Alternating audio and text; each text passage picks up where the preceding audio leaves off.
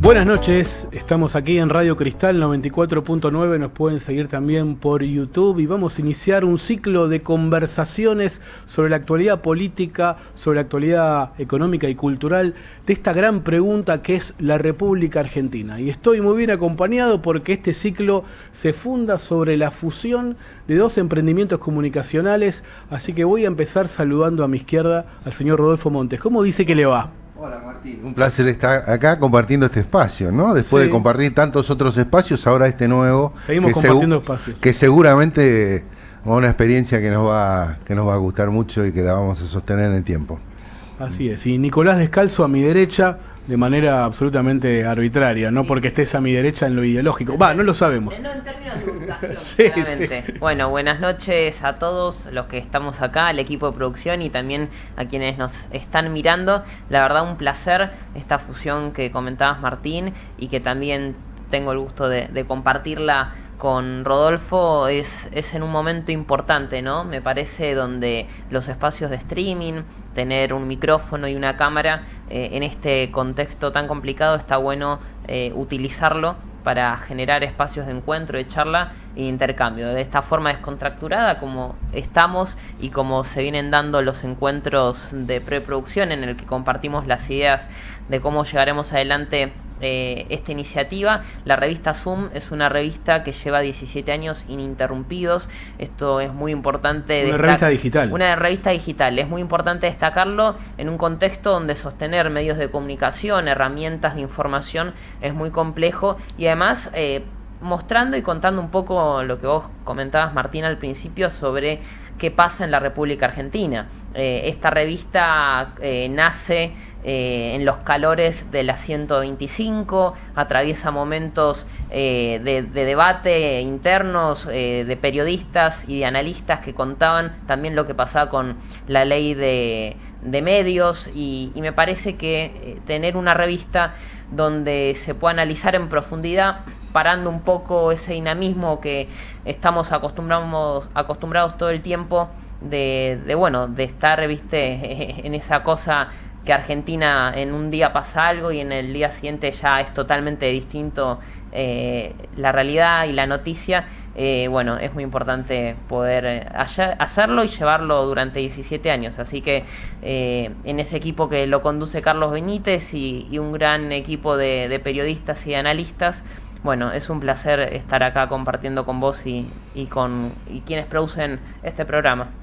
Bueno, Nicolás Descalzo estaba hablando de la revista digital Zoom, porque este streaming, este ciclo de conversaciones en profundidad sobre la Argentina con formato de streaming se llama Zoom Val, Zoom por la revista digital Zoom, de eso estaba hablando recién Nicolás Descalzo. Val son las iniciales de un programa de radio que está transitando su 9ª temporada, que integramos con Rodolfo, que es Vayan a Laburar, creado en el año 2016, ahora mismo en este 2024 en el aire de la radio AM 530, Somos Radio, la radio de las madres, como se la conoce también, y ese emprendimiento, el programa Vayan a Laburar y de alguna manera este streaming que se llama Zoom Val, está integrado por Rodolfo Montes, periodista. Te voy a presentar yo porque queda mal que uno hable de sus propios pergaminos, un periodista con muchísima experiencia política parlamentaria. Durante muchos años fue el acreditado en el Congreso donde se cocinan las leyes. Nosotros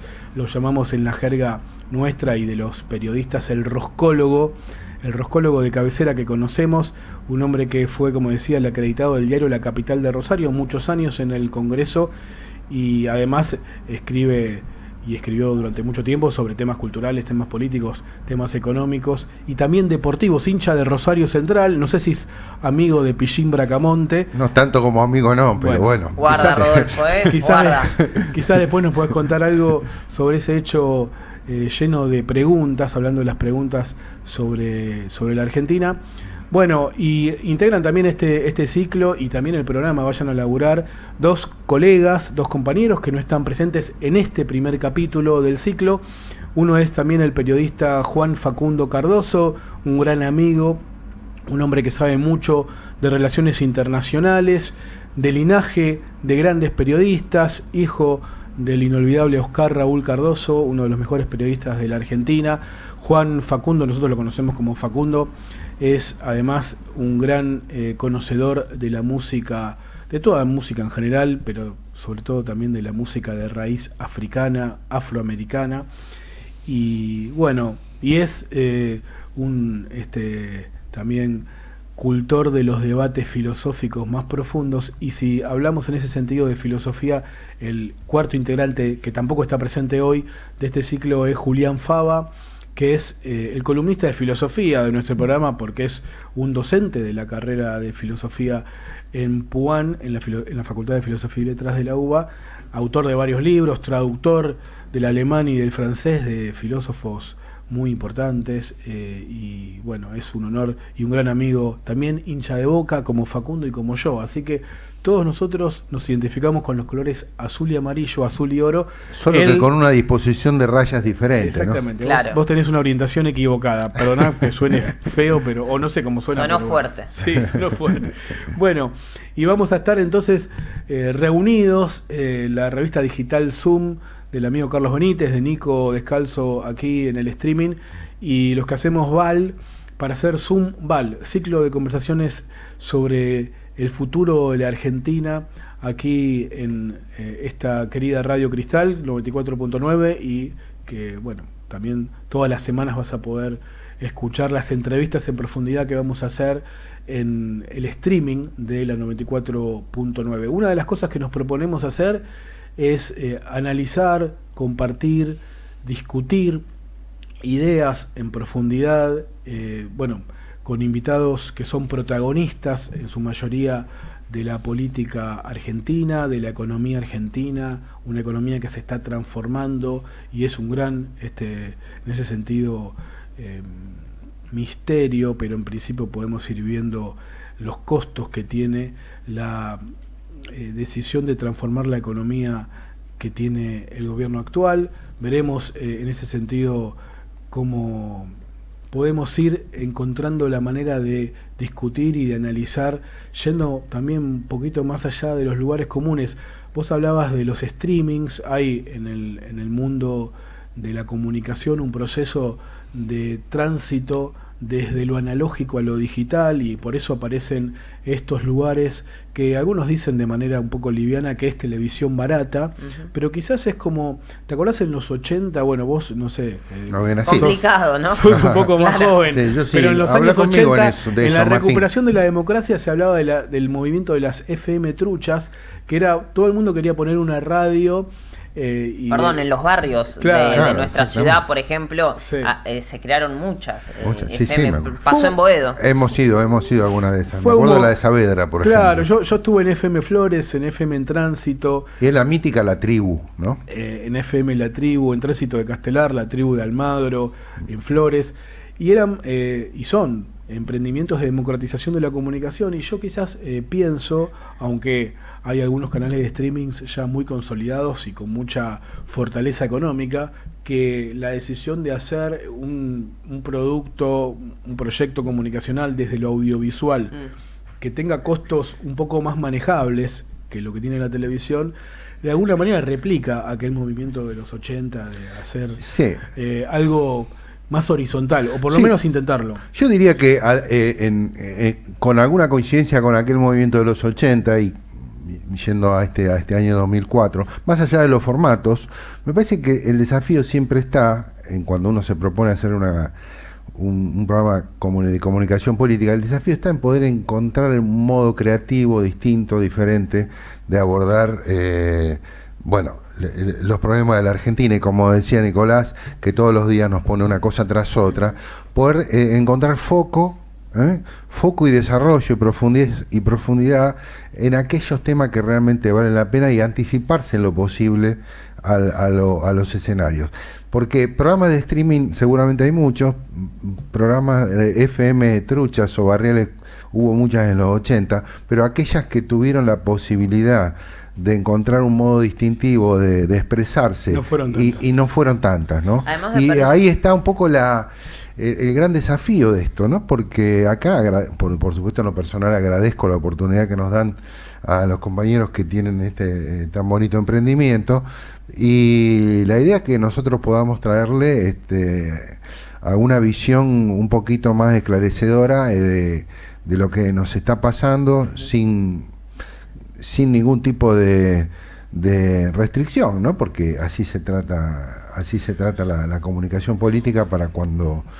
uno busca encontrar verdades sostenibles. Además, para sumar a lo que planteas, Rodolfo, me parece que sucedieron 2 o 3 cosas en el último tiempo en esa transición, ¿no? Me acuerdo que hace unos años los grandes periódicos iban dejando de imprimir los diarios para pasar a las suscripciones digitales, ¿no? En la web de esos medios. Y creo que también, uno, es por el tema de los costos, como vos planteabas. 2, por el tema de la inmediatez, ¿no? Lo que se imprimió a la madrugada o a la medianoche tal vez ya queda viejo cuando sucede una noticia que te cambia el ángulo de lo que planteaste en ese día. Y creo que 3, hay un tema social o cultural que es el de generar esta cercanía. Hay una sociedad que va cambiando y no es la misma que las personas en los bares se sentaban, agarraban el diario Clarín, La Nación o Página 12 y se informaban. Con el tema de la evolución de las herramientas digitales, de los medios y de las formas de comunicación, me parece que el alcance que puede generar un streaming en esta idea de descontracturar un poco, de hecho, hay muchos periodistas de carrera, de escuela, que vinieron al streaming, que pasaron a la plataforma del streaming, o personas que nunca habían ejercido la comunicación que se sumaron, ¿no? Sí. Porque hay una diversidad de formatos y de maneras de expresarse y de comunicarse que creo que ya no la hacen solo los periodistas. Sí, también hay que decir, para ser justos, que esta búsqueda de la cercanía, de la autenticidad en la comunicación, es algo que viene, es un debate que viene en el periodismo de hace 50 años, digamos.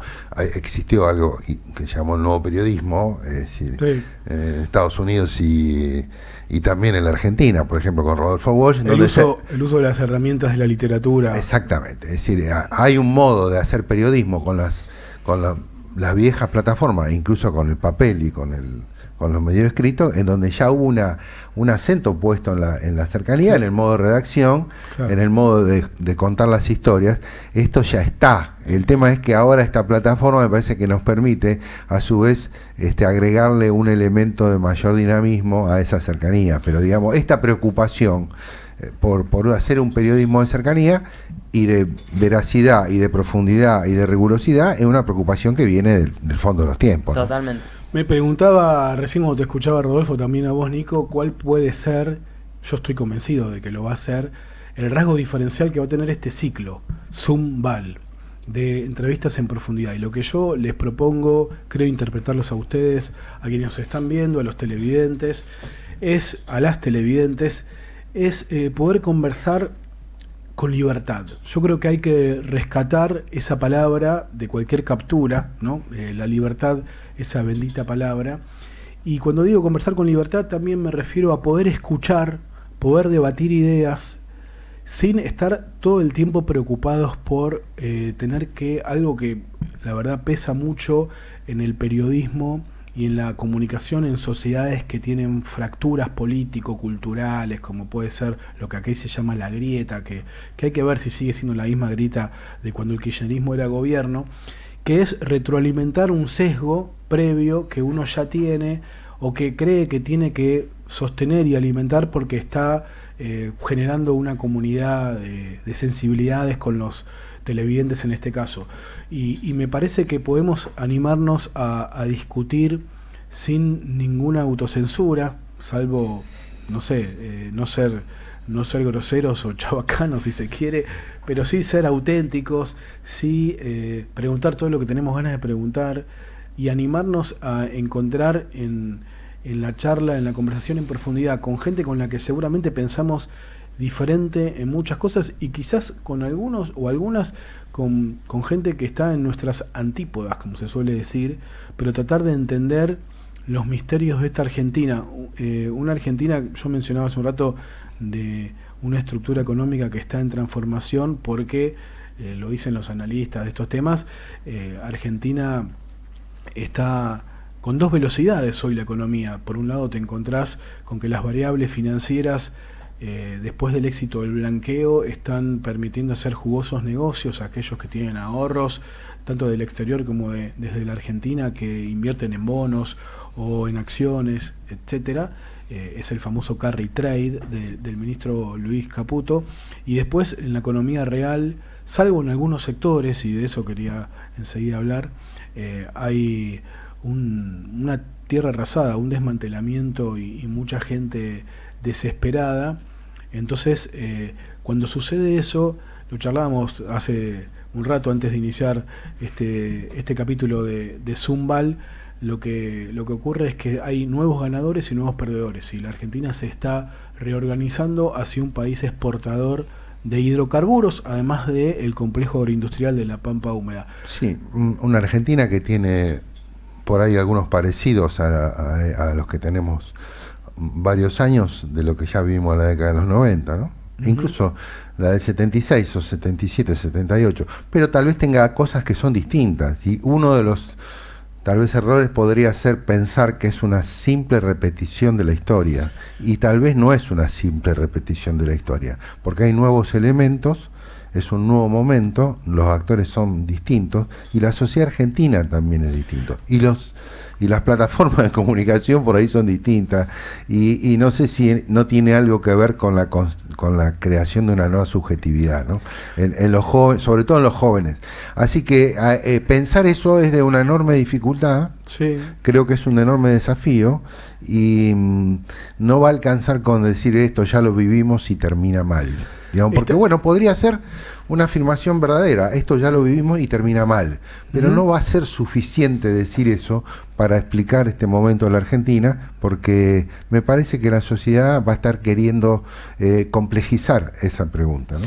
Mira, en línea con lo que decía Rodo de la mera repetición, que él plantea que no es lo que está ocurriendo, hay una tentación muchas veces de aquellos que se sienten representados por ciertas ideas que hoy representan la oposición política, cultural al gobierno de la Libertad Avanza, de encontrar analogías con el gobierno de Mauricio Macri, porque además hay una coalición en el Congreso, explícita, lo vemos, ¿no? Entre el PRO y la Libertad Avanza. Y buscando las diferencias, por ejemplo, el otro día escuchaba al economista Álvarez Agís, que advertía sobre una práctica que muestra una enorme diferencia en la vida cotidiana, y sobre todo de los pobres, de los trabajadores, de aquellos que están juntando el mango o que no llegan a fin de mes y buscan estrategias de supervivencia para estirar un poco los ingresos y tratar de llegar hasta el momento de cobrar, o la quincena o el salario o lo que sea. Y decía Álvarez Agís que, por ejemplo, las billeteras virtuales, Marcos Galperín, que sería el Elon Musk de la época en Argentina, incluso es sponsor de Colapinto en la Fórmula 1, Mercado Libre y Mercado Pago, se convirtió Mercado Pago, esta billetera electrónica la más conocida, en la relación económica mediada por dinero entre las personas, en un elemento del paisaje que está muy presente. El tipo que te vende chipá en la estación de 11 te cobra con Mercado Pago. El tipo que vende facturas a las 4 de la mañana cuando te volvés con el tren Sarmiento, en mi caso que soy de la zona oeste, en el primer tren del sábado, que vende facturas, acepta Mercado Pago. La cosmetóloga que va a tu casa, no en mi caso, ¿no? Pero va a la casa, o la mina que antes... La de barrio, decís vos, claro. Claro, la que hace promoción de productos de Avon, acepta Mercado Pago. Y Mercado Pago tiene una función, como otras, no estoy haciéndole publicidad, lo que quiero decir es un enorme rasgo de diferencia respecto del macrismo, con un impacto en la subjetividad para mí importante, que esto lo vamos a charlar con gente que sabe. Tiene una función que, si vos trasladás tu salario, si vos cobrás en blanco, sos un trabajador registrado, tenés una cuenta sueldo, tenés alguna pequeña ventaja de una tasa de interés. Claro, llevas tus ingresos del 1 al 15 a la cuenta de la billetera electrónica, te da unos intereses que algunos lo utilizan como estrategia de tratar de estirar un poquito el salario. Y eso que va generando este clima que está circulando de que todos pueden ser traders, de que el dinero genera dinero, la valorización financiera, que la educación financiera, ¿no? Hasta en sectores populares, pibe. Hace poco hubo un caso de un chico que apareció muerto, que no sé en qué circunstancias. Entonces se involucró con gente que le había dado dinero y él les invertía en la bolsa. Es que te agrego un dato, Sí. lo distintivo de Mercado Libre o Mercado Pago puntualmente es que es una herramienta al alcance de cualquier persona. Claro. De hecho, querían aplicar y hay proyectos e iniciativas para profundizar el modelo de que los pibes puedan manejar ya no la plata en Mercado Pago, digo, sino tener un juego en determinadas bolsas, en determinados mercados. Pero me parece muy importante retomar lo que planteaba Rodolfo, que es ya con el miedo no puede ser una alternativa de gobierno cuando el electorado tiene otras necesidades que en otros tiempos. Recién lo charlaban con el tema de Estados Unidos. Me parece que hacer campaña con el miedo a través de esto no porque esto es malo, cuando tenés un modelo que tal vez quedó caduco o quedó limitado por las propias complejidades que tienen los gobiernos, pero también por los propios contextos nacionales e internacionales, me hace acordar un poco a lo que planteabas también con el macrismo o ahora con Milei. Yo creo que una alternativa de gobierno a lo que fue el macrismo o a lo que fue o lo que es Milei nunca puede ser tratando de decir esto no porque es malo. Y hay una complejidad ahí que es marcar los errores, marcar los problemas que tiene este gobierno y su impacto negativo en la sociedad, pero el tema es cómo eso lo llevas a que la gente vuelva a creer en lo que tal vez fue el peronismo o los gobiernos nacionales y populares. Bueno, Mercado Pago entró y ya está. El tema es como repensar esa forma de organización que fue tomando la sociedad argentina y que es un poco la metáfora de este nuevo momento político, ¿no? Mercado Pago, Milei. Digamos, ¿cómo salimos de Mercado Pago? ¿O cómo seguimos con un Mercado Pago con un nombre distinto, pero que Cuenta represente, DNI en la provincia de Buenos Aires. que represente, digamos, un orden económico Sí. que no contrario realmente al que se está construyendo, que es de un antagonismo brutal, donde hay un pequeño sector que se beneficia mucho y grandes mayorías que se perjudican, ¿no? Recién hablaba Nico de la elección en Estados Unidos, el triunfo apabullante de Donald Trump de los republicanos el martes aquel, y en ese sentido lo han dicho muchos analistas, uno ve el mapa de Estados Unidos y así como hablan, en su momento decían que la silueta de la República Argentina mostraba la camiseta de Boca con azul arriba del frente, en ese momento Frente para la Victoria, azul abajo y la franja del centro, que es la zona núcleo, la Pampa Húmeda y Mendoza, la franja amarilla de la camiseta de Boca. Ahora, y hace bastante, pero en esta elección se vio de manera muy potente, las élites progresistas, del liberal progresismo, del Partido Demócrata, se concentran en franjas muy angostas de color azul, que es el color de los demócratas, en las dos costas, costa este y costa oeste, California y Nueva York, voy a poner los nombres, y todo el centro, pero casi todo Estados Unidos, que tiene la dimensión de un continente, son rojos, que es el partido republicano, y que con Trump se convirtió en el partido de el desencanto y la bronca con las élites, tanto Wall Street como Hollywood, para poder poner dos símbolos. Nuevamente, te diría. Nuevamente, pero de manera muy exacerbada, y me contaba alguien por allí que viajaron periodistas argentinos a cubrir las elecciones y algunos referentes del Partido Republicano los invitaron a ir a Pensilvania, a lo que era el cinturón del óxido, los estados industriales de los Grandes Lagos, y vieron lo que es la epidemia de fentanilo, la droga que está generando zombies, gente descartada, como dice el Papa Francisco, la cultura del descarte, gente que está muy mal, y ese Estados Unidos no se cuenta en las películas, salvo muy raras excepciones. Entonces, esta bronca contra las élites, con un ideario no estatista y de protección económica, sino todo lo contrario, sin embargo, y paradójicamente, en la Argentina lo representó, y habrá que ver si lo sigue representando Milei, contra las élites, contra la casta, y eso me parece que genera una gran pregunta para el peronismo. Y hago toda esta introducción para ir acercándonos al tema de la segunda media hora de este primer capítulo de Zumbal, que va a ser las preguntas sobre el peronismo. Y tengo aquí en mi en esta mesa de trabajo y acá al lado mío, al lado del micrófono, el libro que recientemente sacó un amigo, un gran pensador, vamos a llamarlo de esta manera, y trabajador de la cultura, pero un gran pensador, periodista, ¿no? Politólogo, historiador, que es Hernán Brienza, que de manera provocadora para mí eligió como título para este libro ¿Para qué sirvió el peronismo? Charlábamos hace un rato y él también lo sabe, el propio Brienza, que no es inocente haber elegido un verbo en pasado, sirvió, y no para qué sirve el peronismo.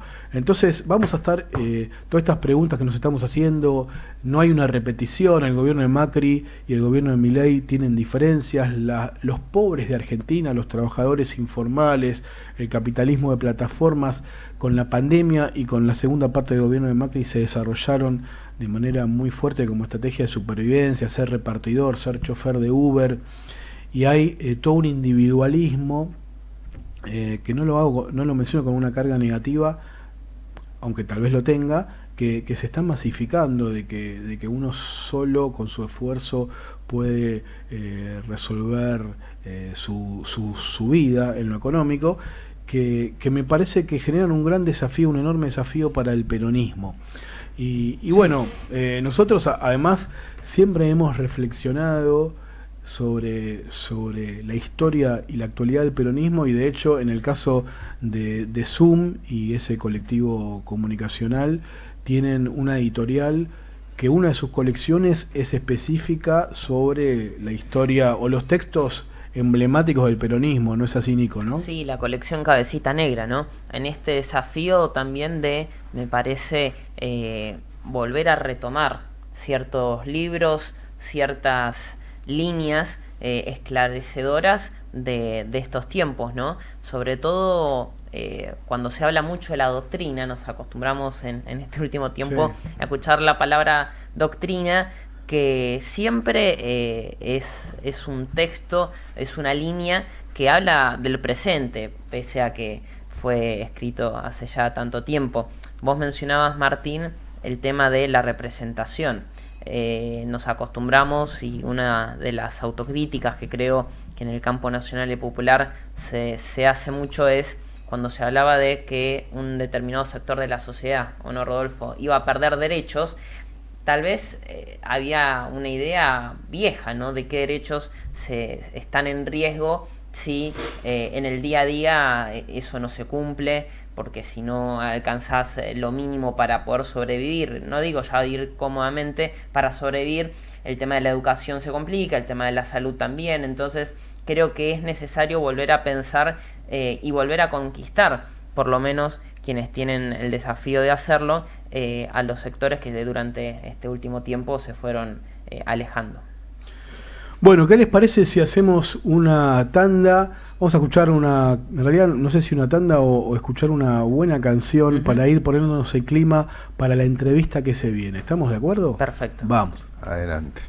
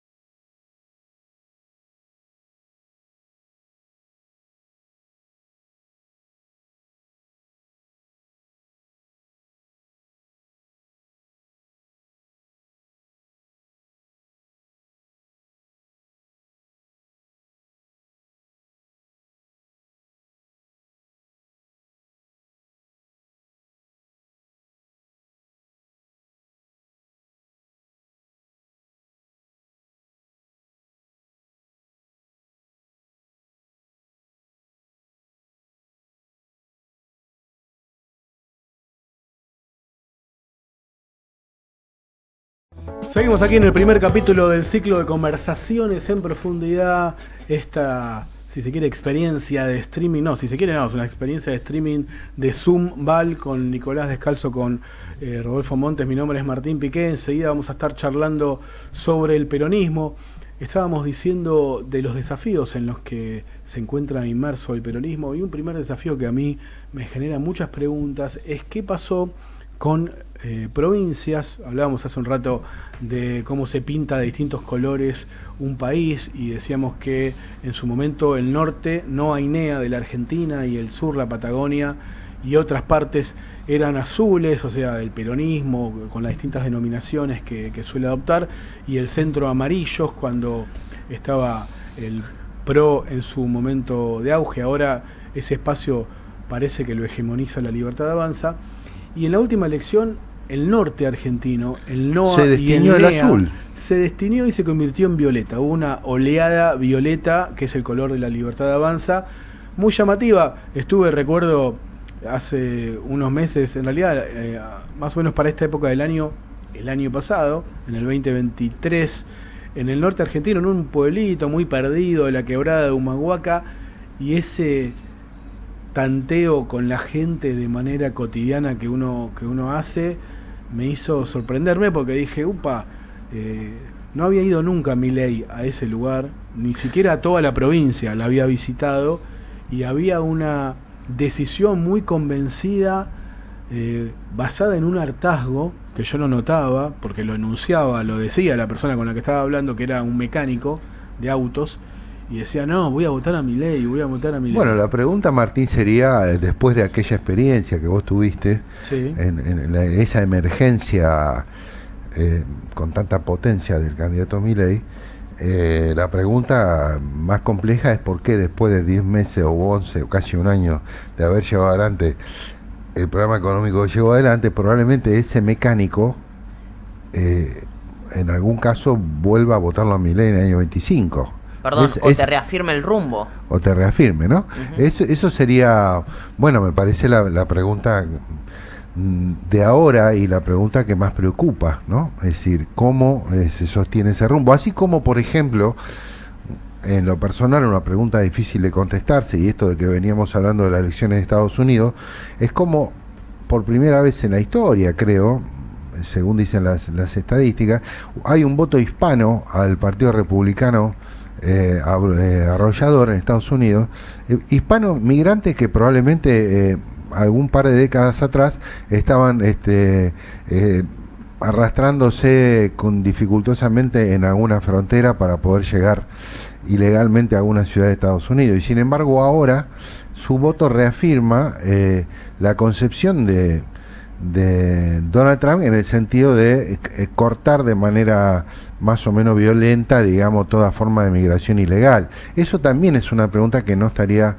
teniendo una respuesta fácil, ¿no? Y está vinculado con esto que decíamos del individualismo, y el individualismo extremo como salida individual, pero sino también como concepción filosófica de una época, ¿no? Totalmente. Creer que lo individual te resuelve, y ahí me parece, yo me animo a decir que sí, los teléfonos y estos son casualmente contemporáneos de este proceso, y algo deben tener que ver. Digamos, no sé bien qué. En la ecuación. Algo tienen que ver.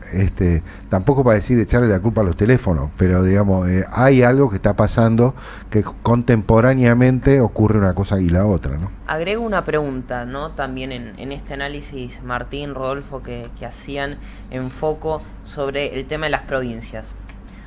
¿Por qué en este último tiempo nos acostumbramos a hablar más de lo que pasa en las provincias? Digo, ¿es una decisión política de los gobernadores de correrse de las discusiones nacionales, del proyecto nacional, o es por temas de cálculos de números, porque tal vez colgarte a una boleta nacional te tira más que te levanta, o es para mostrar la realidad local y lo que pasa en cada provincia, ¿no? Bueno, yo creo que en gran medida tiene que ver con que muchos de esos representante de provincia no le da de algún modo el piné para pensar la Argentina en toda su complejidad y en toda su extensión. Entonces prefieren replegarse a la conversación local, que es la que de algún modo dominan con un poco más de facilidad, ¿no? Bueno, ahora sí llegó nuestro invitado. No van a pensar que todo esto era estirar para que llegara el invitado, no, eran cosas que queríamos Esas decir. cosas no hacemos nosotros. No, de Estirar. manera, de ninguna manera. Acompañado por libros, bueno, Hernán Brienza, te habíamos presentado, cometimos el error de anunciar que va a llegar el invitado, así que tenías que venir sí o sí. Periodista, politólogo, historiador, bueno, director de algunas colecciones en editoriales y autor de este libro. Lo charlábamos hace un rato, que arranca con un título provocador porque tiene un verbo en pasado. ¿Para qué sirvió el peronismo? ¿Encontraste la respuesta, Hernán? Hola. ¿Cómo les va? ¿Bien? Antes que nada, perdón por la demora. No pasa nada. Por supuesto, la demora fue por una pavada, pero no podía resolverla. La pregunta en pasado. Bueno, primero, el libro fue testeado, el título fue testeado de manera casera, porque cada uno que me preguntaba qué estás haciendo, no, estoy escribiendo un libro sobre el peronismo. ¿Cómo se va a llamar? Y ¿para qué sirve el peronismo? Y todos me ponían cara de un libro militante más. Y un día se me ocurrió pensar, en función de la derrota porque este libro tiene como 4 o 5 años de trabajo, tras la derrota de Milei, ¿y por qué no para qué sirvió? Y cuando me preguntaban en qué andás, escribí un libro que se llama ¿Para qué sirvió el peronismo? ¿Por qué en pasado? Nos está matando, ¿por qué en pasado? Y es un libro de arqueología. Había que generar una incomodidad ahí por algún lado. Claro. Ahí me di cuenta que el pasado generaba angustia. Sí. Entonces dije, ya está. Quería escribir sobre las ruinas del rey Salomón. Pero también creo que hay algo en el pasado, en el título, que interpreta este año, interpreta esta época, ¿no? Que interpreta el peronismo, o lo interpela después de la derrota con Milei. Y yo creo que el peronismo está atravesando una de esas tantas crisis que lo definieron, ¿no? Digo, el 55, el 64, el 74 con la muerte de Perón, el 85 con la renovación, el 91 con el menemismo, el 2001 con el que se vayan todos, y también de alguna manera el 23 y 24 está cuestionando el peronismo con la experiencia de la derrota, primero del gobierno de Alberto Fernández, la derrota, los 20 años de hegemonía de la interpretación kirchnerista del peronismo, que también hay que repensarlo, ¿no? Y el kirchnerismo también tiene que repensarse a sí mismo. Y bueno, por supuesto, el peronismo ha sorteado muchísimas de esas crisis. Algunas crisis pusieron en duda las conducciones, por ejemplo la del 64 la puso en duda la conducción de Perón por Bandor, y Perón superó esa contradicción. La del 85 puso en contradicción a la conducción de la vieja guardia de Luder, Vittel, Lorenzo Miguel, aunque Isabel Perón desde Madrid, aunque no tenía una conducción efectiva, y no pudo ser superada por esa conducción, y se produjo la renovación, ¿no? de los nuevos dirigentes. Y el 2001 de alguna manera, o el 2003 también pone en cuestionamiento la conducción de Menem al mando del peronismo, y no pudo superarla, ¿no? El propio Menem, esa crisis. Yo creo que hoy hay también una crisis parecida, que puede ser superada por la conducción de Cristina Fernández de Kirchner. De hecho, mejoran las encuestas mientras nosotros seguimos hablando de la crisis del peronismo, pero también creo que hay una... ¿Ese fenómeno te parece creíble? Porque algunos plantean que hay como una operación de exageración. Sí, siempre hay una operación de exageración para la baja o para la suba. Yo creo que en los próximos tiempos, si fracasa Milei, se va a producir un fenómeno del estilo, bueno, finalmente con Cristina comíamos. Entonces va a haber un retorno a esa figura que además el pasado siempre agranda. También se va a producir esta otra operación, que es entre lo viejo y lo nuevo, prefiero lo nuevo, pero en esas tensiones que se dan, el kirchnerismo tiene posibilidad de seguir por lo menos siendo relativamente competitivo. Pero creo que, a pesar de decir esto, creo que tiene que someterse a una gran escucha hacia la sociedad y a una gran transformación respecto de las formas en las cuales se piensa la política hoy, o se atraviesa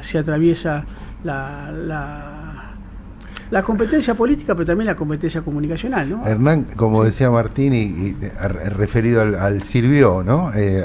Al provocativo Sirvió. Sin embargo, yo te escucho y la verdad que es un poco alentador que vos de algún modo plantees la hipótesis de que estamos ante una nueva crisis que se podrá ser resuelta de algún modo como se resolvieron tantas otras. Y también puede morir, ¿no?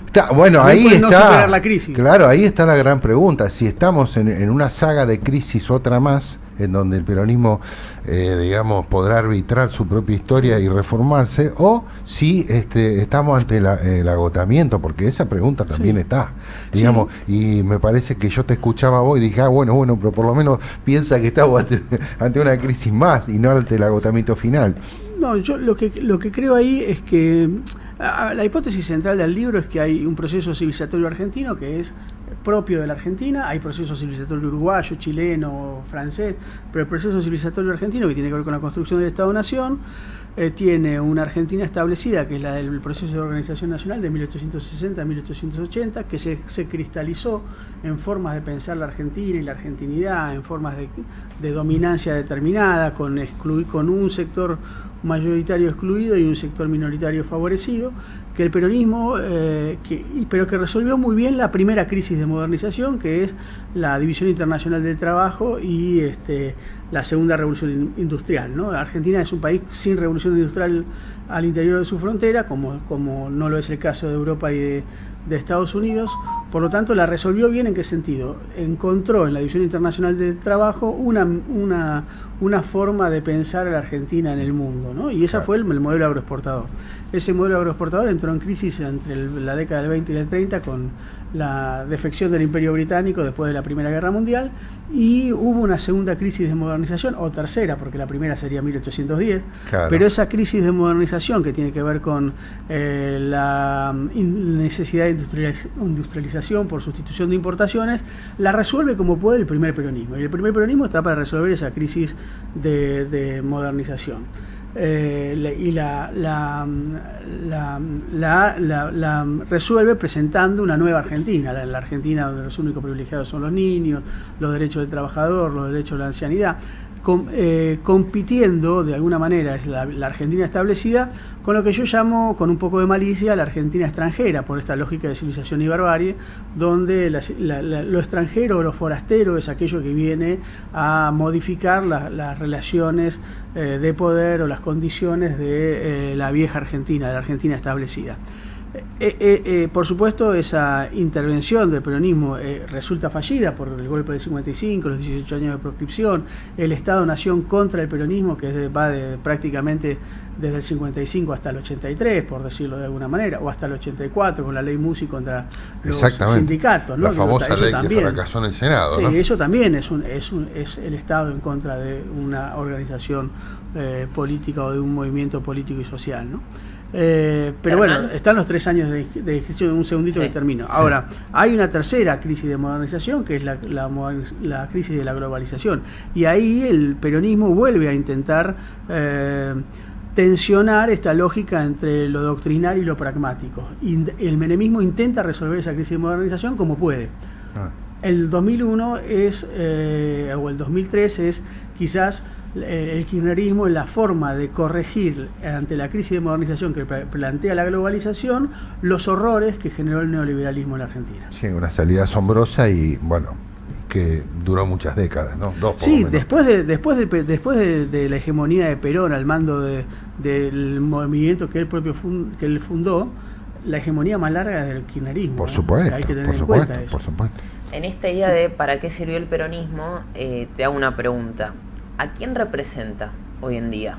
Porque me parece que en esta idea que traes de si es un fin, si es una crisis grave, severa, profunda, me parece que en los últimos 4 años no tuvo un sujeto como si tal vez tuvo en otras épocas. Sí. ¿Vos cómo crees que el peronismo o qué es lo que tiene que hacer para ofrecerle una nueva Argentina a un sector importante de la sociedad? Sí, el peronismo nunca se preguntaría cuál es el sujeto, porque esa es una pregunta, esto te lo respondo sin chicanas, digamos. La pregunta por el sujeto es una pregunta marxista o postmarxista. El peronismo en realidad tiene un sujeto que es el pueblo. Lo que pasa que, claro, esa palabra pueblo es tan compleja, tan complicada que yo te diría que no hay un pueblo, hay varios pueblos. Y en realidad cuando vos decís pueblo estás hablando de una mayoría organizada o semi-organizada, con conciencia de sí. Recupero la cuestión hegeliana marxista para pensar el peronismo. Yo creo que el gran problema que tenemos es que las categorías sociales con las cuales analizábamos el siglo XX ya no nos sirve. Hoy decir pueblo no significa nada, o quizás es la mejor forma de juntar o de igualar lo diferente y lo diverso, esto la Clau lo tiene muy trabajado respecto del populismo, y las formas de hacer populismo, digo, la metodología populista que puede utilizar tanto el kirchnerismo como Milei o como Macri, ¿no? Para pensar esos significantes vacíos que engloban demandas de muchos sectores. Bueno, yo creo que el peronismo debe de alguna manera recuperar esas demandas. El kirchnerismo intentó en el 2015-2016 incorporar demandas de los sectores, por ejemplo, como el feminismo, y eso no le resultó del todo, porque le chocó incluso con su base social, que era una base social cristiana, que no terminó de acomodarse a esa nueva realidad, pero también es un proceso de modernización del propio peronismo.